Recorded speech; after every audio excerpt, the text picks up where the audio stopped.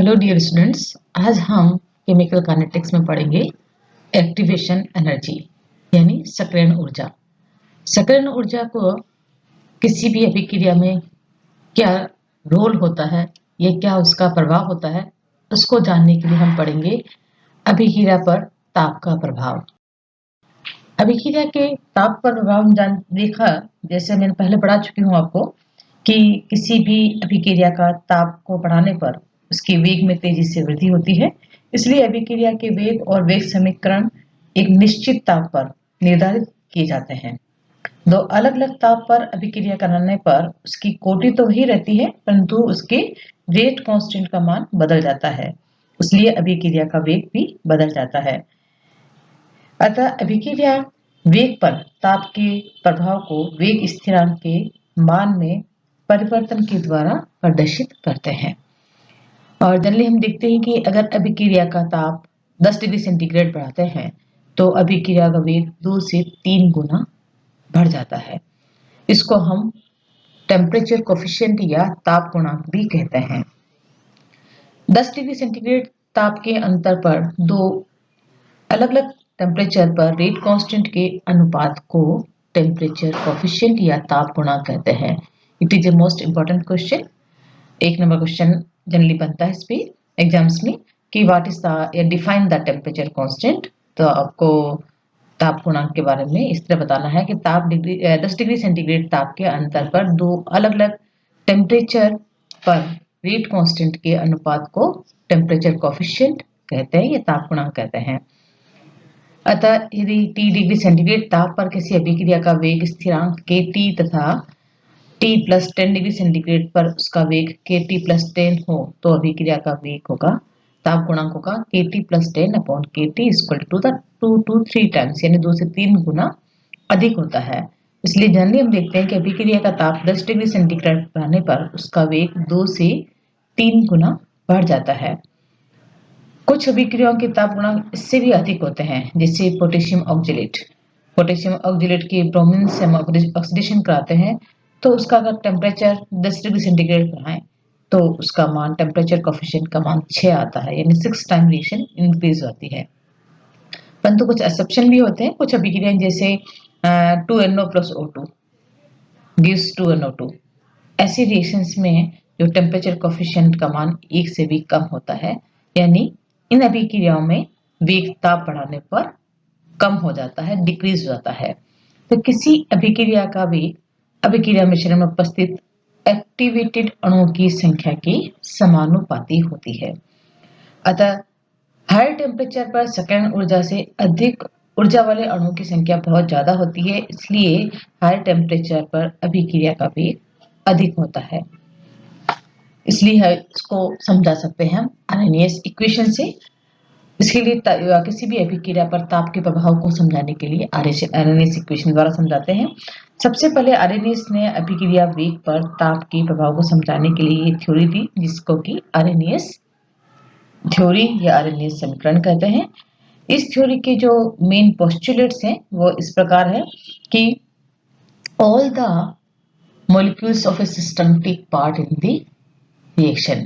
किसी भी अभिक्रिया में जो अभिक्रिया के सभी अणु अभिक्रिया में भाग लेते हैं, परंतु केवल वही अणु टक्कर करके उत्पाद बनाते हैं जिनकी ऊर्जा एक निश्चित ऊर्जा के बराबर या अधिक होती है। ऐसे अणु एक्टिवेटेड मॉलिक्यूल्स कहलाते हैं, यानी only certain number of molecules which react, these are known as active molecule, and the molecule which do not take part in the reaction are known as passive molecule। जो अभिक्रिया में भाग नहीं लेते वो निष्क्रिय अणु कहलाते हैं।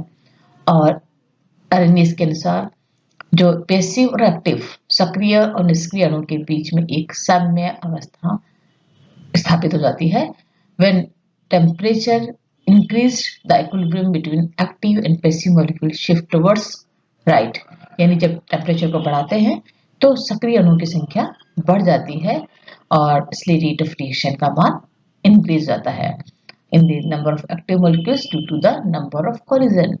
क्यों रेट ऑफ रिएक्शन इंक्रीज जाता है? क्योंकि ताप बढ़ाने पर एक्टिव मॉलिक्यूल ज्यादा होने से उनके बीच में नंबर ऑफ कोलिजेस टक्करों की संख्या ज्यादा जाती है, तो इसलिए रेट ऑफ रिएक्शन का मान भी इंक्रीज जाता है। So the passive or non-active molecule or non-reactive molecule can become active by the absorption of the heat energy. जैसे ही ताप बढ़ाते हैं, जो इनएक्टिव मोलिक्यूल होते हैं वो इसको एनर्जी को ऑब्जॉर्व करते हैं, एनर्जी को ऑब्जॉर्व करके क्या हो जाता है, पैसिव से एक्टिव मोलिक्यूल में कन्वर्ट हो जाते हैं, so rate of reactions will increases. तो इस तरह से ये इसने आर्हेनियस ने समझाया और ये बताया उसने कि सामान्य अभिकारक अणुओं की ऊर्जा सक्रिय अणुओं की ऊर्जा से कम होती है, इसलिए प्रोडक्ट में चेंज करने के लिए उन्हें कुछ एनर्जी को क्या करना पड़ता है, एब्जॉर्ब करना पड़ता है। इस एक्स्ट्रा एनर्जी को एक्टिवेशन एनर्जी कहते हैं। और अणु जो है परस्पर आपस में जो कोलिजन करके ही क्या करते हैं, एक्टिवेट होते हैं। और एक्टिवेटेड अणुओं की संख्या जितनी ज्यादा होगी उतना ही रेट ऑफ रिएक्शन ज्यादा होगा, और एक्टिवेशन एनर्जी का मान जितना कम होगा उतनी ही अधिक मॉलिक्यूल्स एक्टिवेटेड होंगे और रेट ऑफ रिएक्शन भी ज्यादा होगी।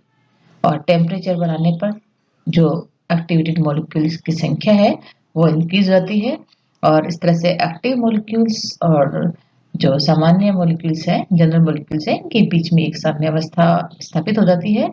और सक्रिय जो अणु हैं यानी एक्टिव मॉलिक्यूल्स हैं परस्पर टकराकर एक हाई एनर्जी वाला एक्टिवेटेड कॉम्प्लेक्स बनाता है। और ये एक्टिवेटेड कॉम्प्लेक्स जो है क्या होता है, बहुत हाई एनर्जी होती है, इसलिए लेस हाईली रिएक्टिव होता है और लेस स्टेबल होता है और चेंज होके प्रोडक्ट में कन्वर्ट हो जाता है।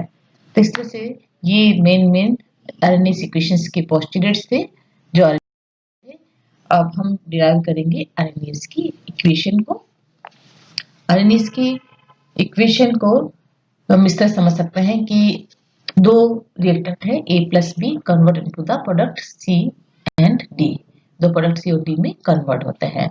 तो जो रेट ऑफ फॉरवर्ड डायरेक्शन है वो डिनोट करेंगे K1 A and concentration of A and concentration of B, where K1 is the rate constant for the forward direction and rate of backward direction is equal to the K2 concentration of the product C and product D, where K2 is the rate constant for the backward direction.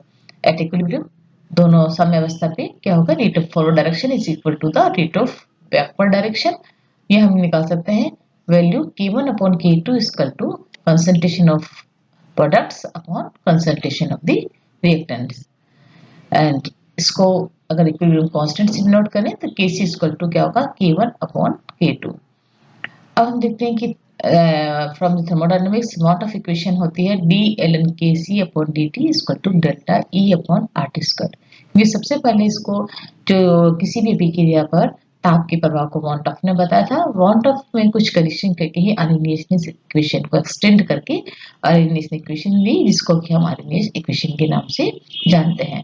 तो हम use करेंगे सबसे पहले van't Hoff equation को, d ln Kc upon dt is equal to delta E upon RT square. Kc की जगह हम replace करेंगे t ln K1 upon K2 upon dt equal to delta E upon RT square. इस equation को हम differential form है ये, और इसको हम इस तरह से भी रीअरेंज करके लिख सकते हैं d ln K1 upon dt minus d ln K2 upon dt equal to delta E upon RT square. अब हमने वार्टनफ ने बताया इस इक्वेशन जो हमने अब लिखी है इसको स्प्लिट करके दो अलग अलग इक्वेशंस में इस तरह लिख सकते हैं कि d ln K1 upon dt equal to E1 RT square plus I where I is the integration constant and d ln K2 upon dt equal to E2 upon RT square plus I।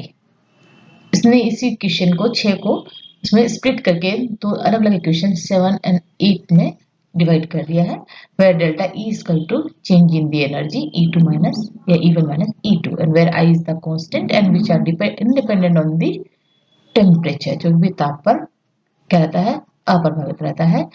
इसलिए इसको क्या कर सकते हैं, zero मान सकते हैं।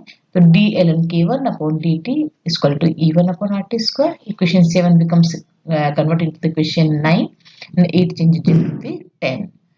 After integration of equation 9 and 10, equation 9 and 10 is the differential form of the equation of the Van der equation. Now change into the integration forms. Then we get the equation number 11 and 12. ln K1 is equal to minus E1 upon RT plus A and ln K2 minus E2 upon RT plus A, where A is again rate constant, integration constant.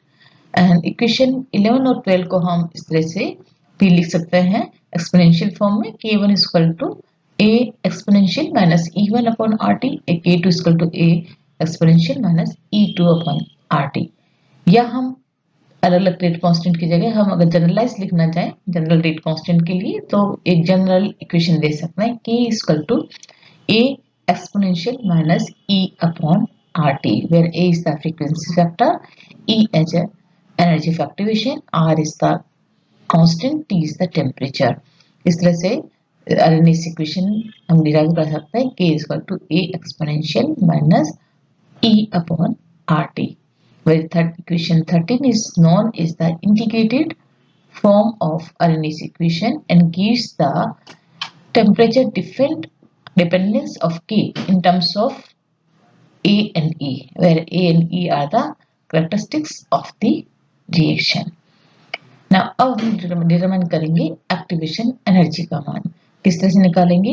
Equation जो 13 है इसको again हम change करेंगे, इसमें log form है इसको तो log जो आपने एक्सपोनेंशियल फॉर्म में लिखी इक्वेशन 13 इसको लॉगरिथमिक फॉर्म में चेंज करेंगे, तो ln k is equal to ln a minus e upon RT।